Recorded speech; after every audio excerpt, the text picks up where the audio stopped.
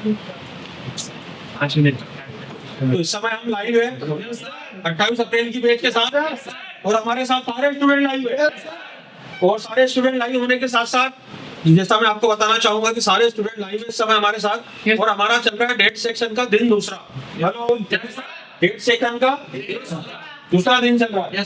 तो हमने कल क्या पढ़ा क्या समझा, तो हम सारे स्टूडेंट से यहाँ पर बुलाया हमने और हम इनको बोल रहे हैं कि आप एक्सप्लेन करके बताओ। तो ताकत रखते हैं हमारे स्टूडेंट। चलिए, तो मेरे साथ में पहले स्टूडेंट है, नाम है इनका मनीष गोयल, ये है राजस्थान से। थोड़ा इंट्रो अपने तरफ से देंगे ये, और इनका पहले प्रोफाइल क्या था, यहाँ आने के बाद क्या हुआ, और अभी 14 दिन की पढ़ाई की तो क्या प्रोफाइल हुआ। तो आप आइए इनकी जुबानी सुनते हैं। चलिए Manish Kumar sir. Good afternoon friends. Yes, मेरा नाम मनीष कुमार गोयल है, मैं राजस्थान जयपुर से बिलोंग करता हूँ। मैं आज हमारा यहाँ पे 14वां दिन है। यहाँ पे आने से पहले ही मैंने जब इनकी वीडियोस देखे थे तो मुझे खुद भी डर लग रहा था कि क्या पता एक फ्रेशर्स इंसान, हालांकि मेरा जो वो है बैकग्राउंड है वो एक प्रोफेशन है, वो एडवोकेसी का था। मैं इस लाइन से बिल्कुल बिलोंग ही नहीं करता था, लेकिन फिर भी मैंने इनकी वीडियोस देखे कि चलो ठीक है, एक बार चलते तो इस लाइन में कि क्या होता है क्या नहीं होता है। लेकिन यहाँ पे जैसे ही हमने फीस को डिपॉजिट करवाया, इनकी तरफ से कहा गया था कि 4 दिन में हम आपसे CPU निकाल के और लगा सकते हैं, माउंट रिमाउंट करवा सकते हैं। फिर भी दिल को विश्वास हुआ ही नहीं था। लेकिन जैसे ही हमारे 4 दिन हुए CPU लगाया तो मन के अंदर एक विश्वास जगा कि कुछ ना कुछ अपन कर सकते हैं, क्योंकि मैं एक बिल्कुल फ्रेशर्स इंसान था कि मैं तो बिल्कुल एक फ्रेशर्स इंसान था, क्योंकि मेरी लाइन ही दूसरी थी। जिस लाइन से मैं बिलोंग करता था उसका और इससे दूर दूर से कोई रिश्ता नाता था ही नहीं। जब मैं ये विश्वास कर सकता हूँ कि जब मैं 4 दिन में लगा करके माउंट रिमाउंट CPU को कर सकता हूँ तो एक आम इंसान भी कर सकता है। और जिस आदमी ने थोड़ा बहुत सीखा होगा, अपनी दुकान पे भी काम किया होगा, तो यहाँ से 100% लेकर के जाएगा। उस चीज़ के लिए जहाँ तक मुझे इन्होंने पहुँचाया, देव सर का, एशिया टेलीकॉम सर उनका और एक MD सर का मैं तहे दिल से शुक्रिया अदा करता हूँ इस चीज़ के। Thank you.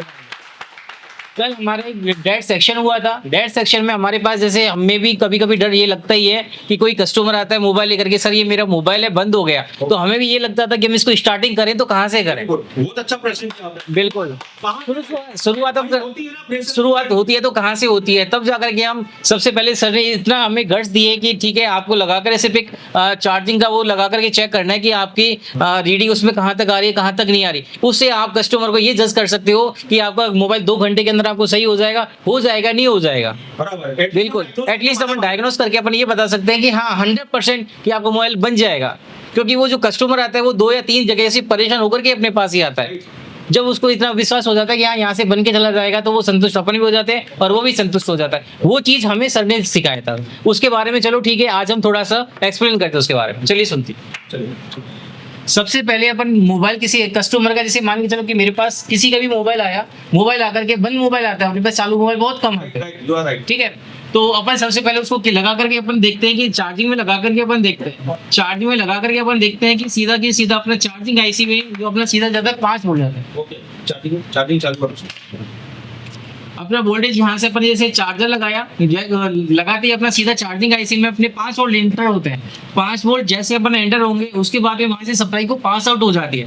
पास आउट जैसे यहाँ से अपने को मिलते हैं 5 वोल्ट, लेकिन DC सप्लाई उसको आउटपुट देती है अपने को 4 वोल्ट देती है। इतना देती है 4 वोल्ट। वो किस चीज में बना कर ये देती है, अपने BPS सप्लाई में बना करके देती है। BPS सप्लाई से जैसे वो जाती है तो 5 गया, उसके बाद चार्जिंग की स्विचिंग हुई। स्विचिंग होने के बाद में सीधा अपने पास जाता है वो पावर IC में जाता है। पावर IC वो अपने सबसे पहले जैसे पावर IC को अपनी कुछ वोल्टेज 4 वोल्टेज मिले, उसके बाद वो अपना बक बनाना स्टार्ट करता है। वोल्टेज की और जरूरत होती है, क्या नाम है उसके वोल्टेज का? 1.8। इसके साथ अपनी जो चार्जिंग IC अपनी 2 वोल्टेज निकालते हैं, एक अपनी 4 वोल्ट निकालते हैं और एक होते हैं 1.8। जिस चीज को दोनों अपने को जरूरत होती है, क्योंकि पावर IC को ऑन करने के लिए 1.8 की भी इसको नीड होती है। जब तक इसको दोनों वोल्टेज एक साथ नहीं मिलेंगे तब तक ये ऑन नहीं होगी। मतलब आपके पेयर को अभी फिलहाल जो 2 वोल्टेज की जरूरत है। दो चार्जिंग IC देगी, एक तो 4 वोल्टेज देगी और एक 1.8 वोल्टेज देगी। ये चीजें दोनों उसकी जैसी नीड होगी वो फुलफिल हो जाएगी, तो ये पावर IC आपकी एक्टिवेट हो जाएगी। जैसे ही आपकी पावर IC एक्टिवेट हुई तो वो अपना बक बनाने के लिए अपनी उसको फॉरवर्ड कर देगी, वो अपने वो बक बनाने के लिए फॉरवर्ड कर देगी। उसके सबसे पहले क्या बनेगा आपका? वो सबसे पहले अपना बनेगा हाई LDO बनेगा, 2 वोल्ट का अपना हाई LDO बनेगा। उसके बाद में में आपका 1.3 वोल्टेज। वो हाई एलडीओ कहाँ जाएगा, क्या सीपीयू में जाएगा या पावर में जाएगा? नहीं, वो पहले जहाँ से बक से निकल करके दोबारा बक में जाएगा, दोबारा बिल्कुल पावर में जाएगा। बिल्कुल पावर में जाएगा, दैट्स मीन, ठीक है। उसके बाद अपना 1.3 का भी इसमें एलडीओ में जाकर के उसके बाद में फिर ये अपने पावर आईसी से निकल के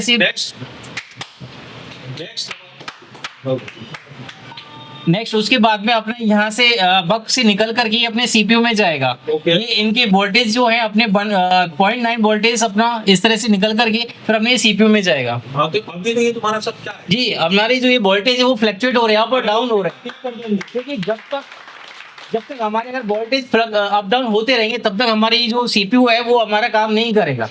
तो हमें क्या है कि इसमें 2 वोल्ट अपने को स्टेबल चाहिए। तो 2 वोल्ट स्टेबल करने के लिए हमें सबसे पहले क्या चाहिए, पावर आईसी से अपने को जाएगा रिसेट ऑन जाएगा, रिसेट पावर ऑन रिसेट जाएगा। कितना वोल्टेज होगा ये? ये 1.8 वोल्टेज होगा। ओके, कितना होगा?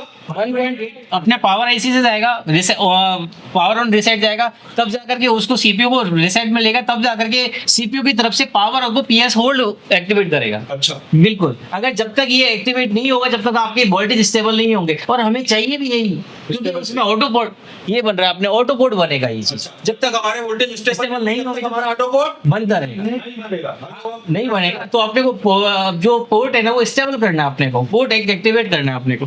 1 पॉइंट जैसे अपने को पावर पीएस होल्ड अपना एक्टिवेट हो जाएगा, सेंस अपने को करने लग जाएगा। उसके बाद में फिर अपने के पास अब क्या बन जाएगा हमारा? इसमें ये पोर्ट बन जाएगा हमारे पास। ऑटो पोर्ट कैसे बनाना है? ये ऑटो पोर्ट अगर मान के चलिए आपका अगर सैमसंग का मोबाइल है तो अप डाउन जी।